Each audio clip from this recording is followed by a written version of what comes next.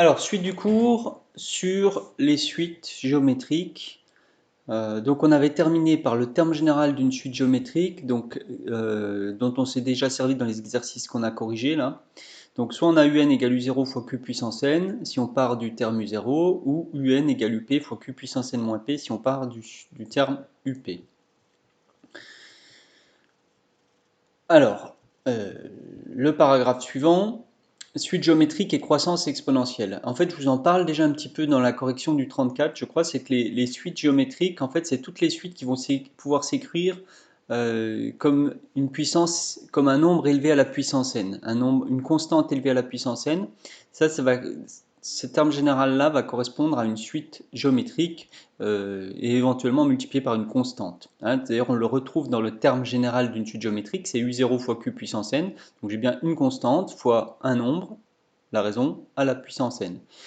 Si vous avez une suite dont on vous donne le terme général qui est comme ça, en général, ça correspond à une suite géométrique.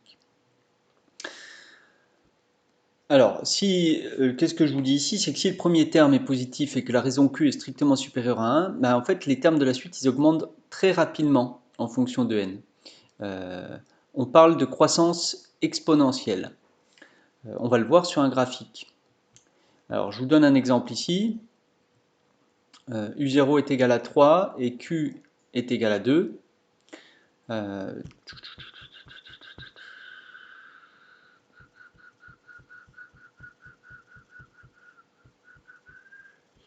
Oui, pardon, je reprends.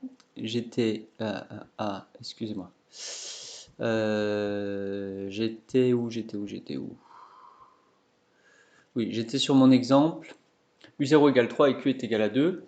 On sait alors que le terme général c'est donné par 3 fois U0 fois Q puissance n, c'est-à-dire 3 fois 2 puissance n. Alors, je vous ai fait un petit tableau de valeurs ici, avec les termes de la suite.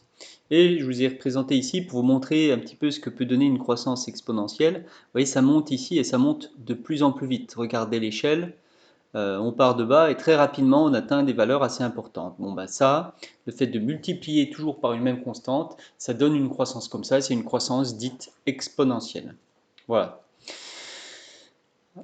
Alors, somme des termes consécutifs. Donc là, on va rentrer dans quelque chose d'un peu plus technique. Comme pour les suites arithmétiques, on va apprendre une formule pour obtenir directement la somme des termes consécutifs d'une suite géométrique. Alors, on commence, d'ailleurs comme on avait fait pour les suites arithmétiques, avec une suite géométrique très simple. C'est la suite géométrique de premier terme 1 et de raison Q. Donc en fait, si je fais la somme des termes consécutifs, j'ai 1 plus q carré plus q au cube, etc. À chaque fois, on multiplie par q pour passer de l'un à l'autre. Puis je m'arrête ici à q puissance n. Alors, c'est une formule que vous aurez à apprendre. Donc 1 plus q au carré plus des petits points plus q puissance n, c'est 1 moins q puissance n plus 1 sur 1 moins q. Voilà.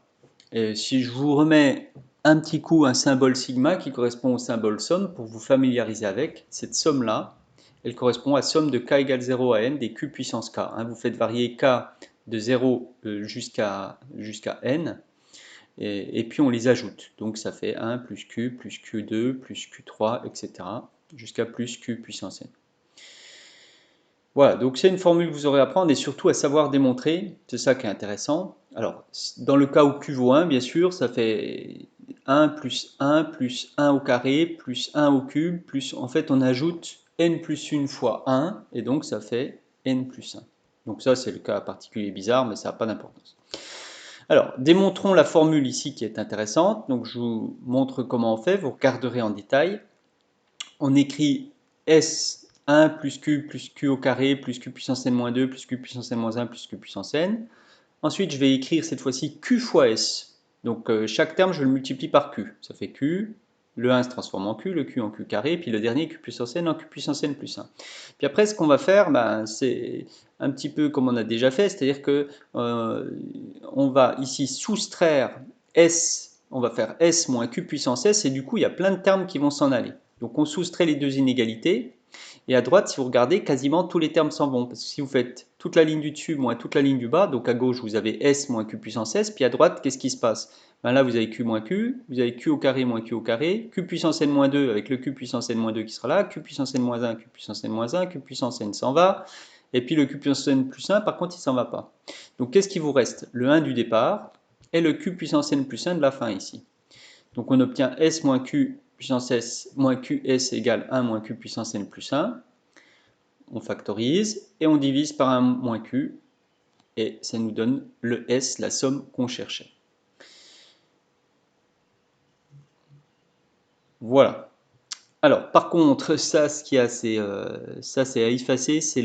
Comme j'ai repris le même schéma pour les suites arithmétiques, ça, c'est un petit bout du cours sur les suites arithmétiques que j'ai pas effacé. Donc, je vais l'effacer quand je vais vous donner le PDF, mais ça, le 2S, là, vous en tenez pas compte.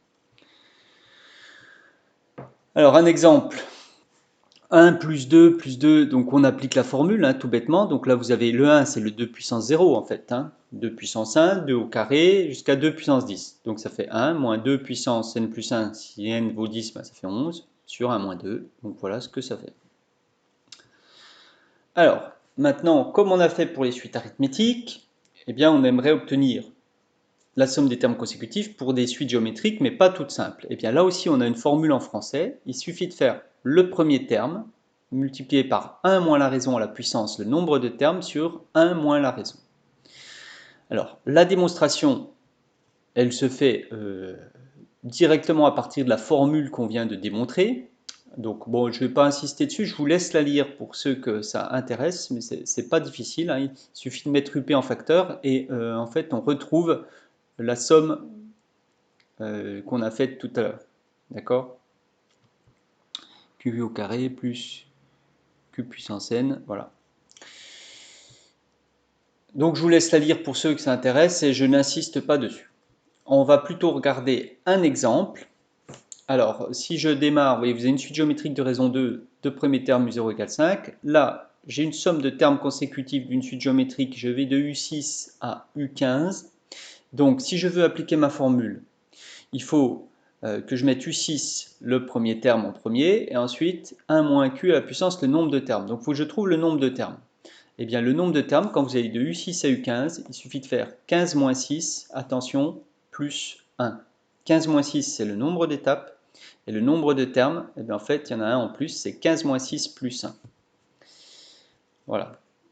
Donc, il y a 15 moins 6 plus 1 terme, donc 10 termes. U6, j'en avais besoin, donc je vais le calculer. U6, avec la formule du terme général, c'est U0 fois 2 puissance 6. Donc 5 fois 2 puissance 6, 320, les 10 termes, et j'ai plus qu'à appliquer ma formule. Le premier terme, fois 1 moins la raison à la puissance du nombre de termes, sur 1 moins la raison. Et voilà, on obtient la somme voulue. Voilà, ça termine le cours sur les suites géométriques. Et maintenant, on va faire, vous allez avoir pas mal d'exercices à faire.